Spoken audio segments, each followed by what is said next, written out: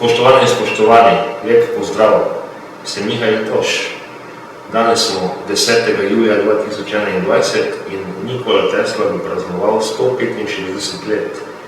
Nahajamo se v njegovi rojstni hiši in sicer zraven vitrine s knjigami, predvsem leposlovnimi, za katere je Tesla dejal, da so ga inspirirale pri njegovem raziskovanju. Tesla je večkrat omenjal, da tisto svojo inspiracijo za vizije in ideje dobiva s prebiranjem leposlovja, se pravi, je kombiniral naravoslovje, literaturo, družboslovje. In za ustrezno obeležitev tega praznika 165 let Tesle, tudi 30 let Slovenije in nekako zaključka enega obdobja mojega lastnega študija Fausta, z današnjim dnem v javnost daje tako imenovano matematično pesem. To je moja kreacija in sicer gre za zelo inovativno poezijo, inspirirano tudi s Teslo in Faustom, sam sem faustolog. In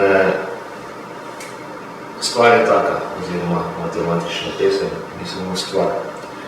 Gre za množico 6x6 besed, 6 vrstic, lahko sestavimo pesem, kratko pesem iz 6 besed, oziroma misel iz 6 besed, lahko imenujemo tudi mantra dneva. Sestavljamo jo takole, da mečemo kocko za državne igre, da ima tudi nek predvik druženja. In glede na to, da imamo 6 vrstic po 6 besed, je to 6 na 6 kombinacij, kar znese 46.656 unikatnih kombinacij matematične pesmi.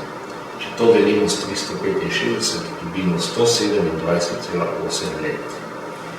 In da ponovim, za dosego kompletnega genialnega uma mora človek biti sposoben združiti vse veje in se zgolj osredotočiti na nekaj, kajti tehnična genialnost zahteva genialnega duha in temelj našega življenja mora biti zdrava etika in morala.